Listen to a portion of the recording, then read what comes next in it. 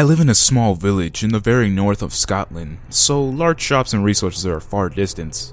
For that reason, I usually rely on internet shopping to get my needs. I needed to buy a backpack, and I was leaving for my university, so I needed one better than the one I already had, so I turned to Craigslist as I normally do. After looking for a short while, I came across a really good-looking bag that only came at about 15 euros. I thought it was an absolute steal, so I phoned the seller.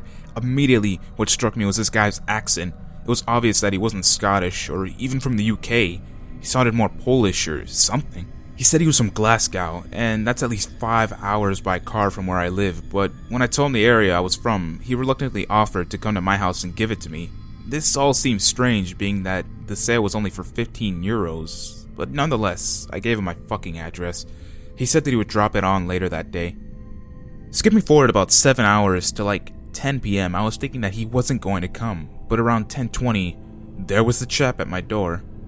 Surprised that it was so late, I looked out the window around to the front door, and sure enough, it was a young guy standing there with a backpack in his hand. Slightly relieved that it wasn't a robber, I went to open the door and opened up.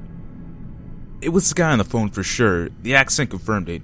He said, "Hey, here it is." I smiled and took out my wallet, taking out 30 euros just because of the trouble he went to come here and the condition of the bag. He smiled and opened his arms as if he wanted a hug. Being a gay guy, I rarely turned down a hug and just assumed it was a cultural thing, so I hugged him and he left. I was still confused that he went all this way just for 15 euros, but I didn't find it overly strange. At around midnight, I was finishing another episode of 24 and was ready to go to bed. From outside the house, I heard a car door shut, which was rare because I kinda live in a remote area. I paused the TV and went over to the window to see who it was. I recognized the car as being the green sedan the guy had, but he wasn't there. No one was. It was at that point when I heard the back gate opening. I nearly shat myself. I ran quietly to the kitchen where the back door was, staying low down the way to avoid whoever it was from seeing me out the kitchen window. I usually don't lock both doors till I go to bed, so both were unlocked. I grabbed the keys from the counter and quickly locked the door. As I did, I got a fright at the security light turning on from the back garden. It was a motion sensor that only turns on when someone passes by. I looked up to see that it was the same guy. He had a creepy smile on his face, no teeth showing, just a smile. I stood up and shouted, "Whoa dude, what the fuck are you doing back here?" He said nothing and just smiled, looking directly at me. I find myself just staring at him until the situation actually kicked in, and I took the keys from the back door, then bolted to the front door to lock it. About halfway to the front door, I heard a window smash in my kitchen. My stomach ached at the fact that he's probably trying to make his way into my house. I made a turn to go upstairs towards the toilet so I could lock myself in there. When in the toilet, I heard him stumbling and broken glass falling to the floor.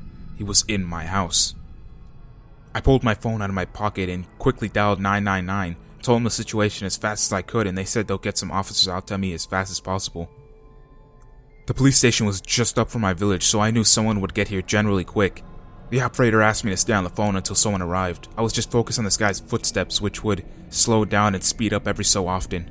He eventually walked upstairs and tried to open the bathroom door. When he realized it was locked, he said, "Ah, I know you're in there, Cameron." Hearing him say my name made my stomach churn. I screamed, "The police are coming! Just back the fuck off, man!" After saying that, he started to kick down the door. I backed up against it with all the strength I had.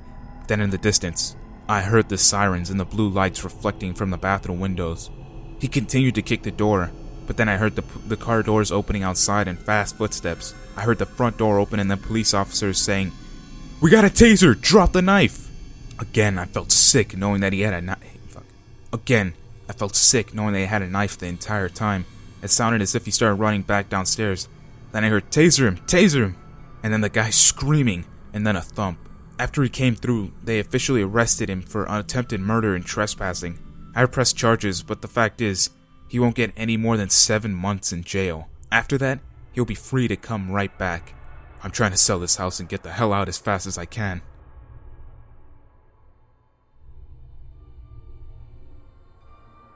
This happened to me about a year ago now. I am a college student. I was basically forced to move out on my own, which I didn't mind, but that meant finding a new roommate, which can be a daunting and scary experience.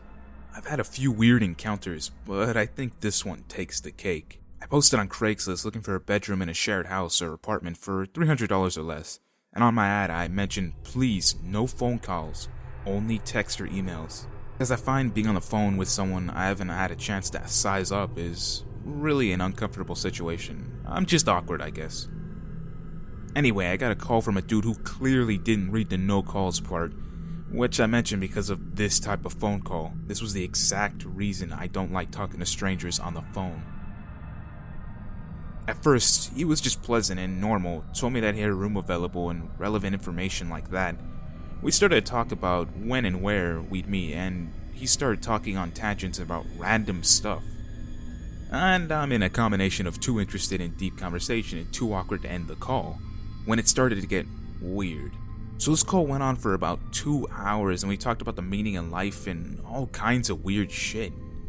Honestly, this should have been the red flag, and I shouldn't have met him, and of course, I should have grown a pair and told him I needed to leave. So he wants me to meet him at his place and show me the room. I've since learned that you should really insist on meeting in public first. I got to his neighborhood and it was run down on a level that makes the ghetto I grew up in look nice. Saggy front porches, hot cracked concrete, sad people with old beat up Lincolns. You get the picture. His house blended right in. The yard was seriously overgrown and the front door didn't even work. So I went around the back, and just looking at the guy standing in the doorway and seeing the kitchen behind him was enough to make me realize I just really want to leave. The guy in the doorway was a man with a sort of clown-style afro. He was leaning on a cane on his right side.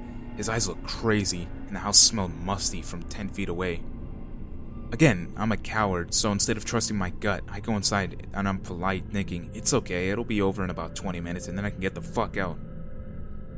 I didn't know what made me think this man, who had a 2-hour conversation with me on the phone about life and philosophy, would let me get away that easily. He took me up a flight of creaky steps into a small bedroom with no door and a mattress on the floor. I thought no way in hell would I live with a 40-something-year-old man. I was a 19-year-old female with no door on my bedroom. But there was no point in arguing anyways, because my mind was made up the moment I saw that room. I wouldn't even have lived there for free, let alone $200 a month. That's when things got weird. He tried to hold me hostage with conversation again. I think he was lonely. He talked about how his family were millionaires. He might have been very delusional. The whole story seemed made up.